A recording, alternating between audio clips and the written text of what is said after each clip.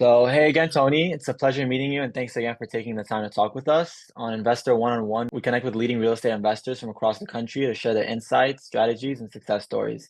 The idea of this is simple to share stories and lessons that can inspire more people in the industry and the amazing community we all love. So, we'll be diving into what real estate means to you, your personal journey, and hopefully some good tips and strategies that have been working for you. So, whether you're an investor or just starting out or looking to level up, there's something valuable here for everyone. So, let's start. So first of all, can you introduce yourself and share to our audience what you do? Yeah, my name's Tony Javier. Been an investor for 23 years now. Done over 1,000 flips over my career. That's what I do is I fix and flip properties. We keep a lot of properties as rentals as well. So I love talking about building wealth and that kind of thing. Since I've started my real estate investing business, I've opened up many other businesses. 10X TV is the other business that I work in probably the most right now. So we have been doing TV commercials in our market for about 12 years now, and we basically take our formula that we've used and tweaked and perfected over the last 12 years, and we help real estate investors implement TV commercials in their market. Amazing. So you're known for marketing. Can you tell us more about your philosophies about marketing so our audience can improve their marketing? Yeah, absolutely. I think marketing is probably, if not the top, definitely the top two things that you can do in your business. I think sales is either number one or close to marketing. But really, without marketing, you don't really have a business because people don't know about you. So I think a lot of people get marketing wrong in, a few different ways. One is a lot of people think that you can launch a campaign and within a month it's going to perform and you can tell what it's going to do based on the first 30 days.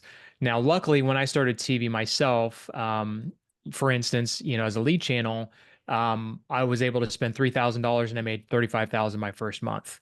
Direct mail, it took a few months just because we had to hit some lists and hit some people a few times, and then it started doing well. But there's other league channels that have taken, 4 months, 6 months for us to really just start ramping up to where we could really say, okay, this is probably going to work. So I think consistency is probably number one, and not only making sure you're running long enough in the beginning, but it's also consistently running all the time. Because, and I know people have cash flow issues, but I see people take off, a month, 2 months, 3 months from marketing, and then because of cash flow or whatever the reason is, and then once they get their deal sold, they've got some cash, but they don't have enough deals. So then the marketing has to kind of ramp back up, and there's that lag period that really can take a toll on a business. I've done that one or two times in my 23 years, and my philosophy is, if you're going to market, you need to market all year round, unless obviously if you don't have the cash, then that's another thing. But if you can spare the cash, it's going to come back to you in return. Um, I think the other thing is people measure ROI. Well, actually, first of all, people measure cost per lead as a great metric. And honestly, cost per lead is just one of those metrics you can look at and just get like a gauge of, you know, how much people are engaging with your marketing. But really, you want to look at the return on investment. And even at that, the return on investment still has some factors to look at. So let's say you spend, $3,000 and you get a 5 times return on investment. So you make $15,000 on a $3,000 ad spend. Not bad. If you are getting at least a 3x return is what typically people say is the minimum return you want to get. Well, what if you spend $50,000 on that same lead channel and you break back $100,000? Now that's an extreme example, but that's a 2 times return on investment. So if you look at it, the first example, you're making 15,000 minus $3,000 ad spend, that's 12,000. But in the second example, your return on investment is much lower at a 2 times return. But if you take $100,000 minus 50,000, you're making $50,000, right? So you have to look at it in that perspective as well, is how much money you're actually making on the lead channel and is it worth it?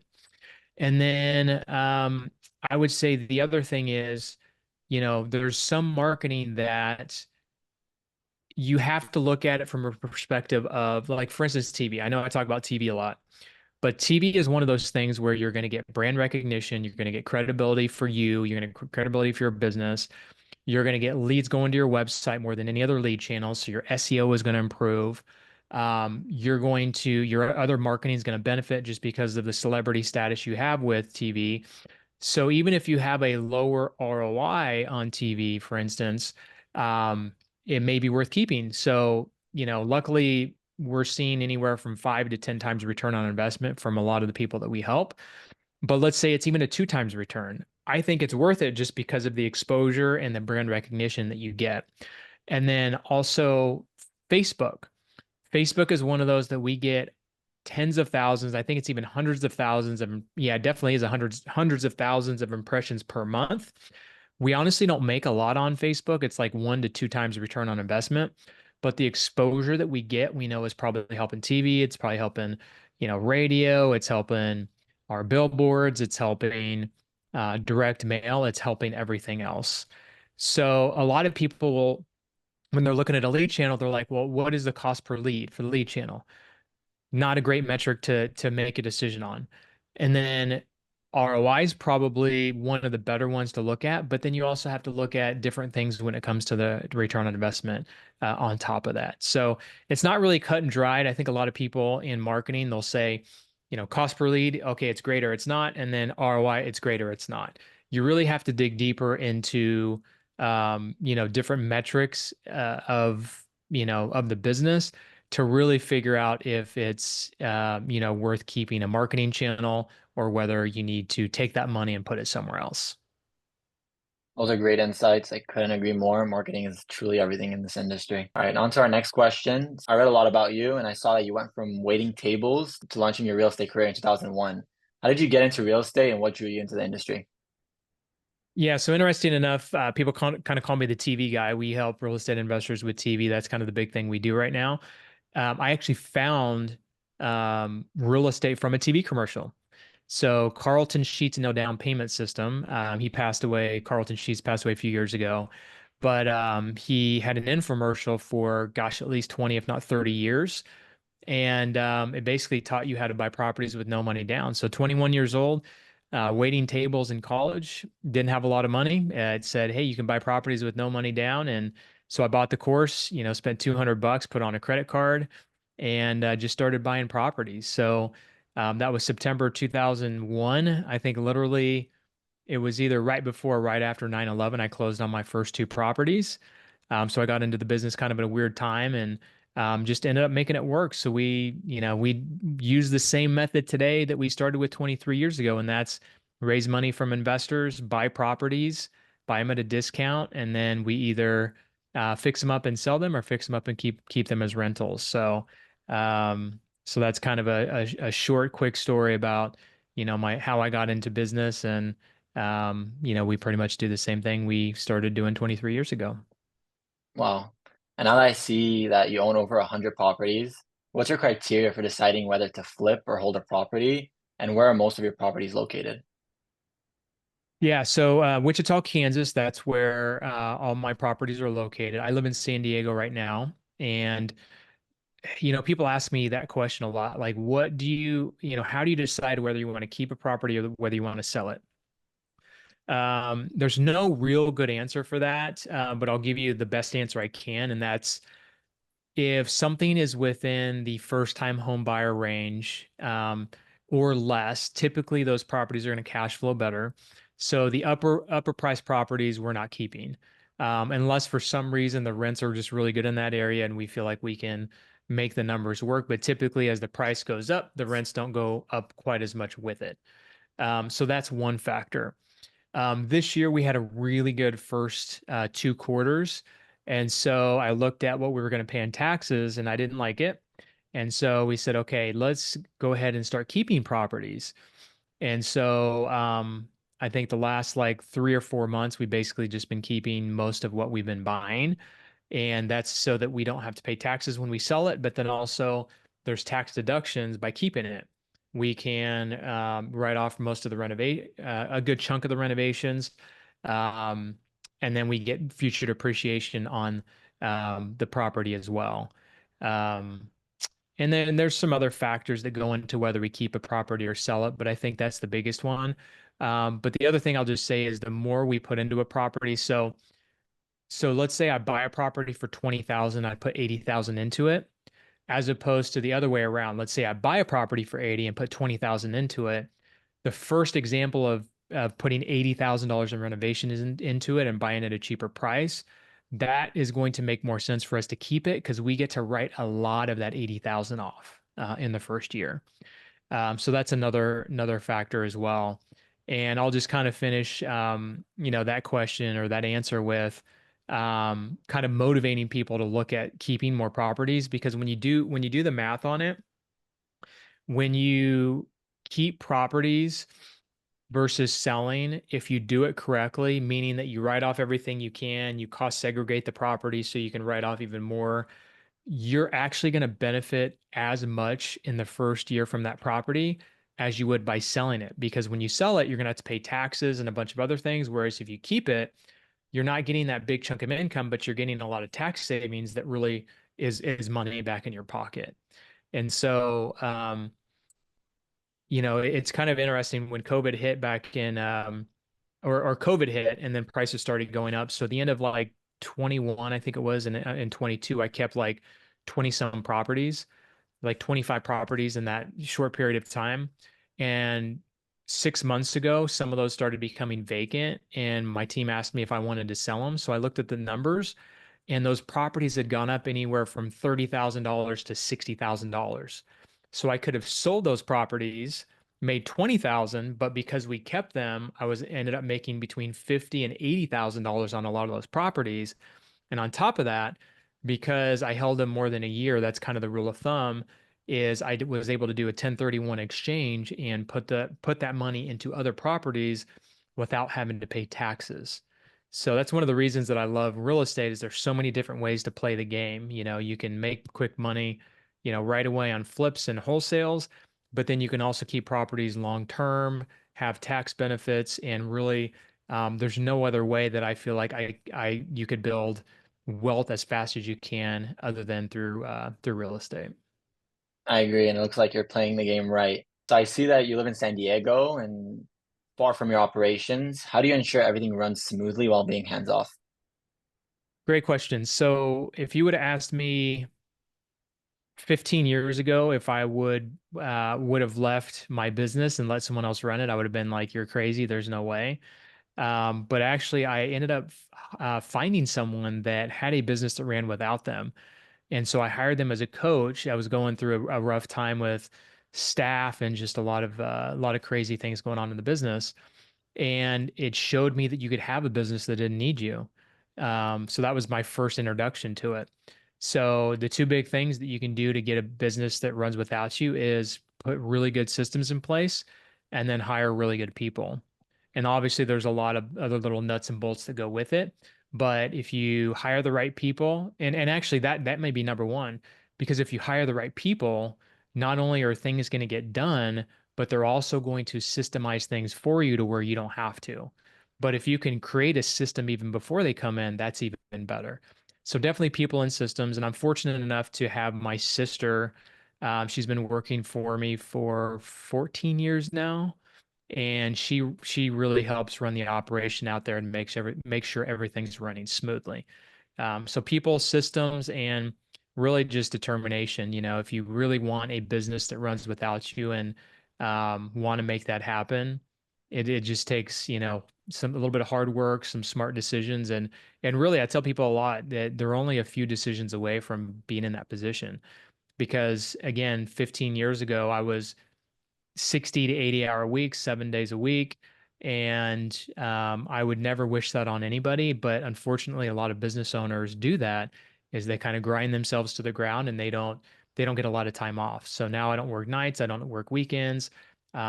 This next 2 weeks, I'm pretty much taking off most of the next 2 weeks to, vacation and, do a bunch of other things. And there's no way I would have been able to do that 15 years ago, or even I think just a little over 10 years ago is when I left the operation in Wichita and came here to San Diego. So it's definitely possible. And I always encourage anybody to look at their business and say, is there a way for you to step out of the business where you don't have to work on it much?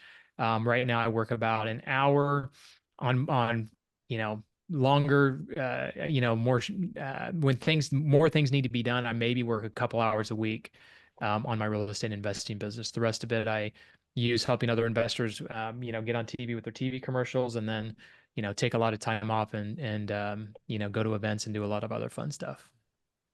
That's very inspiring. Thank you for that, Tony. Real estate has changed a lot since you started in 2001. How have you adapted to shifts in the market, different types of technology, and consumer behavior? Yeah, that's a great question. So, I go back to TV a lot just because it's been so important for my business. I got on TV 12 years ago, and I kind of stumbled across it by accident, if you will.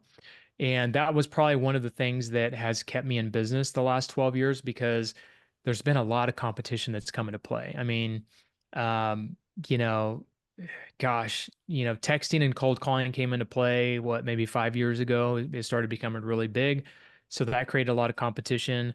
You have fortune builders who, for several years, were coming into big markets and teaching everybody in the market how to invest in real estate. So then you had competition there. So had I not had TV, it's been the thing that's kind of kept me on top. It's been the most consistent, and the best lead channel pretty much every single year since I started.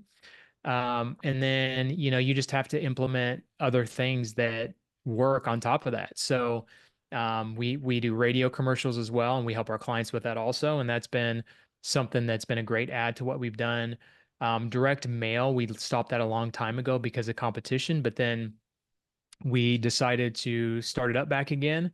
And we, started putting our As Seen on TV logo on it, and just doing some things that really increase the response from direct mail. And then, we've added Facebook, we've added Google pay-per-click, we've added billboards. So really what it comes down to at this point is we are everywhere. So if someone is in Wichita, Kansas, 99.9% sure, or 99.9% of people have seen our marketing. They've seen our TV commercial. If they haven't, they've heard our radio. If they haven't heard our radio, they've seen our billboard. If they haven't seen our billboard, they've gotten a postcard. If they haven't gotten a postcard, they've seen our Facebook ads. So we are everywhere. And that really allows, us to be the authority because, we're credible. So even if we just had TV by itself, it would be great. But considering that when, they turn on the radio as well, we're there. When they drive down the street, they can see us. And then if they're scrolling Facebook long enough, they're probably going to see one of our ads. Um, so really, I think just consistency, as I mentioned, I think in the very beginning of this interview, just being consistent in everything you're doing, and when things are tough, just keep going and figure out how to better yourself, better your business, and eventually things will just kind of start running much more smoothly if they're not already. That's a great tip. Thank you for that. So a lot of our investors ask us these kind of questions. Usually, what's your go-to strategy for finding high potential real estate deals in today's tighter market? Yeah, I think I mentioned most of my marketing channels, so we're pretty much everywhere. But I would say TV's number one, not only from a lead standpoint, but all of the other benefits that I mentioned earlier. It's credibility, it's private money. Like, private money lenders are much easier to work with because they have seen us on TV and know who we are. We've actually had people walk into our office and offer to lend money to us, um, because they saw us on TV and decided they wanted to invest in real estate. There's just so many different benefits of TV. So definitely TV is number one. Number two, I think, is radio. And those go really well together because they're both mass media. And then I would say number three would be postcards. Those three are a really good combination because very often people will get a postcard and say they called us only us because they saw us on TV. And then usually people that saw us on TV said they heard us on radio, and that heard us on radio said they saw us on TV. And my assumption is that they may have called us from radio, but it was also the TV that helped push them forward to call us, and then vice versa. If they called us on TV, maybe radio is another thing that helped them call us instead of somebody else that was on TV. Mhm. Those communication tools are so important these days, especially in a digital world, because you build trust with that. So I totally agree with you. And now let's say you're getting a deal. How do you evaluate a property when considering it? Yeah, so one of the things that helped me automate the business and made me comfortable with moving is putting in a really good system for us analyzing properties. So we have a deal analyzer where there's some different fields that my team has to fill out. Purchase price, sale price, um, how long are we going to own it, and then renovations and some other numbers that when it's put in the spreadsheet, they can say this is how much is going to be made on the property. And from that number, we can decide whether we want to buy it or not, or what number to offer in order to make that number work. And then my team, I don't even see any deals until we get it under contract. So once we get under contract, my team sends me the deal analyzer. They send me comparable sales. They send me pictures of the property. They send me an overview of the specs on the house. And literally within 30 seconds, I know whether it's a good deal or not. I think 99+% of the time I approve the deals that they send me just because we have a good system in place. And that's kind of how we analyze deals. We typically want to make at least $20,000 per deal, but because of what I mentioned to you, that we are keeping properties longer and we are using them as tax benefits, we can actually buy properties at a higher value. We're okay, for instance, maybe estimating a $10,000 profit if we were to sell it now, knowing that if we kept it, that 3 to 5 years from now, it'll probably go up at least 10 to 20,000. We'll have tax benefits on that property, and we can just make that deal work. So there's a lot of different things that go into it, but that's kind of the short and skinny of it. Love the answers. I've been learning so much, and hopefully our audience can learn as well.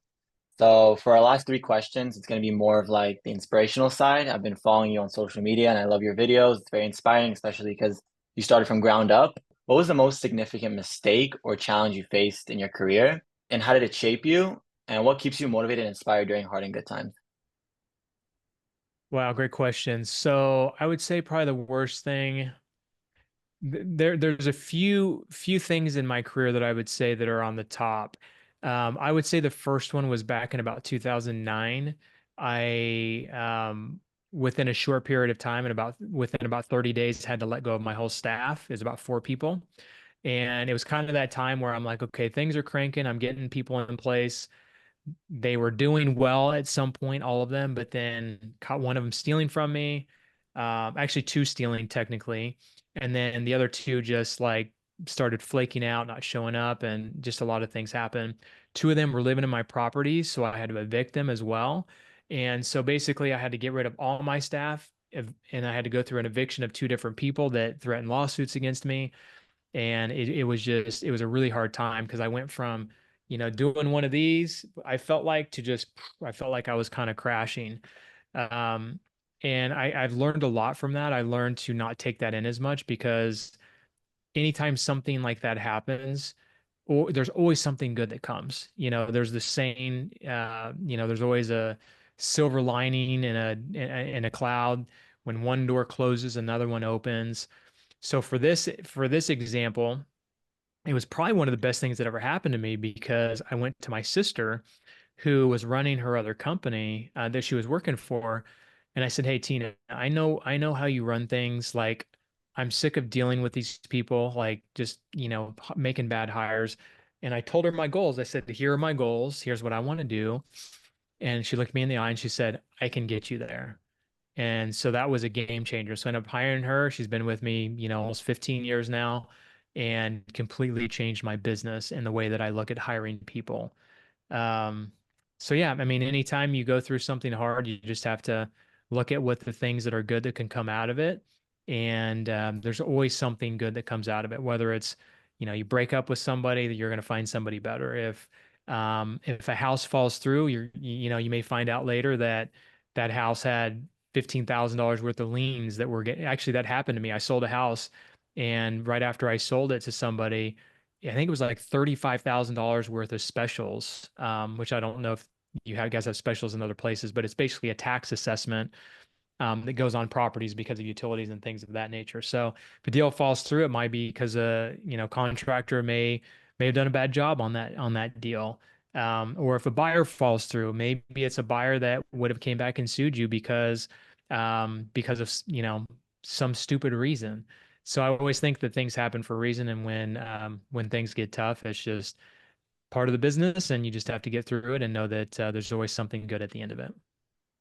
I couldn't agree more. I feel like out of every bad thing, good things are always going to come. You just need to keep going. So thank you for that. So how can real estate investors scale their business in today's age and close more deals?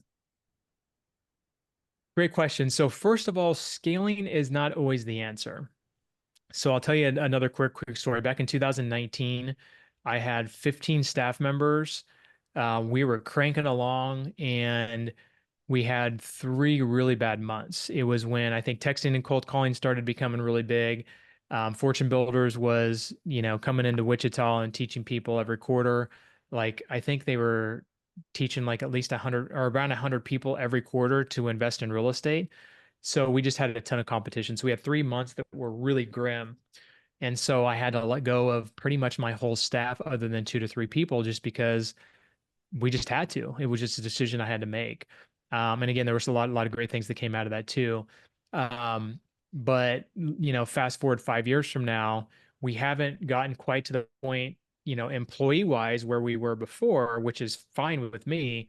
We actually right size, and I realized that, where we're at now is actually a perfect size. We might hire another person here in the next 12 months, but um, and we actually make more money. So we make more money than when we had, twice as many staff members. Um, but to go back to what people really want to hear as the real answer, it's really just marketing and sales. So, TV commercials is one thing that really kind of put us on the map and really started getting us in the right direction from a marketing standpoint. And then when it comes to sales, you just have to have a really good sales process. And either whether it's you doing it or somebody else, just you have to dial in the sales. You got to, even if you have the greatest marketing, you got to answer the phone. You have to get to the deal, out to the property as quickly as possible. You have to figure out how to negotiate the deal and try and get it done while you're there. And, do all those things to get to the deal before anybody else gets to it. That's kind of the name of the game. I've gotten deals that I was, an hour to, 12 hours quicker, but I've also lost on deals because we were just a little bit too slow and didn't get out to the property fast enough, and they accepted an offer before we were able to get out there. Um, so really it comes down to marketing, it comes down to sales, and then just having the right people in place to be able to scale and scale right. Because if you try and quote unquote scale your business without having a lot of those key pieces in place, things are just going to crumble. And for our last question, this is a personal question for me that I like asking different investors. What's one book, movie, song, or even a life experience that has profoundly shaped your mindset or approach to success in real estate and life? Wowzer, that's a big one.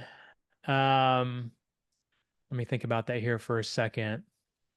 Obviously, the no down payment system by Carlton Sheets was a game changer for me, but that was 23 years ago. I would say that's a pretty outdated course. You can find a lot of that stuff on YouTube and whatnot. I would say one of the great books you could read out there is Traction by Gino Wickman, I believe. And it's basically how to systemize your business by, creating metrics, team meetings, getting everybody on the same page. And I think he even has a book called Scaling Up. That's either his book that he has as a follow-up, or it's someone that teaches similar things to him. And if you want a sales book, Ultimate Sales Machine by Chet Holmes. That's one of the best sales books I've ever read. That's a really good one too. But really, if anybody wants to find education, you can obviously go to Audible and buy some audiobooks. But there's so much good stuff on YouTube that you can find some really good people on YouTube to follow, and get some great advice there too. Perfect. So that was our last question. If people want to find you, how can they find you and learn more? You can go to 10xtv.co. Again, 10xtv.co. That's our media company. So if any real estate investors want to check out TV, see if their market's available, they can go there. They can fill out a form and book a call with us. If you're wanting to, I guess, check out YouTube, you can go check out my YouTube channel. I have two of them, Tony Javier TV, and then just Tony Javier, I think is the other channel. We may end up changing those names, but if you search Tony Javier on YouTube, you can find me. But those are the two ways you can reach out to me. Amazing. So thanks again, Tony, for your time. I found this very insightful, and I hope everyone else will. And yeah, until next time. Thanks again. All right.